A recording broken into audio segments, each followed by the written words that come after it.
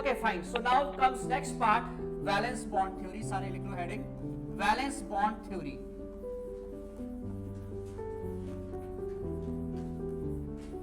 Valence bond theory, सबका ध्यान यहां पे।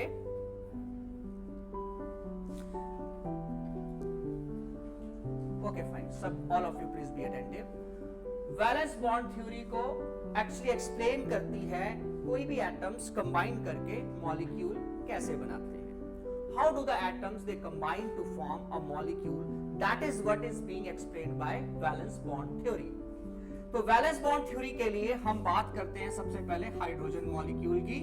अगर आपको याद होगा तो मैंने बताया हाइड्रोजन के केस में जो कॉन्फ़िगरेशन है दैट इज 1s1, और दूसरे हाइड्रोजन की कॉन्फ़िगरेशन भी क्या है 1s1। This is, I think it is clear to all of you.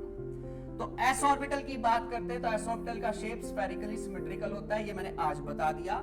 तो यानी कि अगर हमारे पास एक हाइड्रोजन एटॉमिक ऑर्बिटल है, उसका ये न्यूक्लियस है, उसके आसपास ये इलेक्ट्रॉन है, दूसरा हाइड्रोजन का एटॉमिक ऑर्बिटल आएगा, जब वो इसके नजदीक आएगा तो उसके पास भी एक न्यूक्लियस है और एक इलेक्ट्रॉन है। I hope this is clear to all.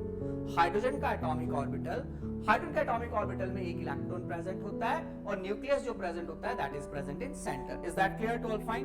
जिसको 1s1 का कांसेप्ट नहीं पता है, डोंट वरी अबाउट इट, जब मैं समझा दूंगा तो आपको क्लियर हो जाएगा, डोंट वरी अबाउट इट। ठीक है, fine.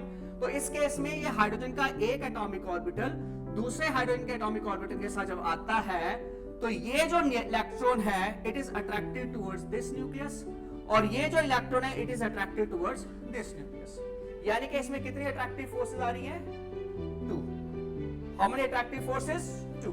Is that clear to all? Fine. दो अट्रैक्टिव फोर्सेस कैसे हैं?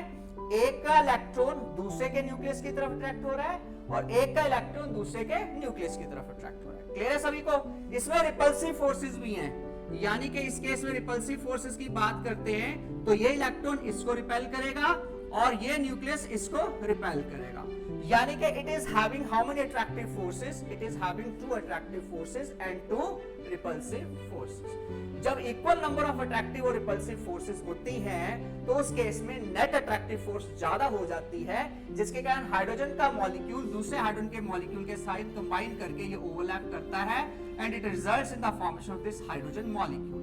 तो अगर आपको वैलेंस बॉन्ड थ्योरी अप्रोच के हिसाब से पूछा जाए कि वैलेंस बॉन्ड थ्योरी क्या बोलती है हाइड्रोजन मॉलिक्यूल के बनाने के लिए, तो हम बोलते हैं हाइड्रोजन मॉलिक्यूल के केस में although it has equal number of attractive and repulsive forces, यानी कि इस इलेक्ट्रॉन इस न्यूक्लियस के बीच में, इस इलेक्ट्रॉन इस न्यूक्लियस के बीच की जो अट्रैक्टिव फोर्स है that is equivalent to repulsive forces in this. लेकिन जो जिसको बोलते हैं magnitude of attractive force that is more, that is why hydrogen का मॉलिक्यूल बहुत आराम से बन सकता है, यानी कि हाइड्रोजन का मॉलिक्यूल एग्जिस्ट करता है। Is that clear to all? Hydrogen का मॉलिक्यूल क्यों एग्जिस्ट कर रहा है? क्योंकि हाइड्रोजन के मॉलिक्यूल में कितनी अट्रैक्टिव फोर्सेस हैं? 2 अट्रैक्टिव फोर्सेस हैं। कितनी रिपल्सिव फोर्सेस हैं? 2 रिपल्सिव फोर्सेस हैं। तो नेट इफेक्ट क्या हो रहा है? जितनी अट्रैक्टिव है उतनी रिपल्सिव फोर्सेस हैं, दैट इज ऑलराइट।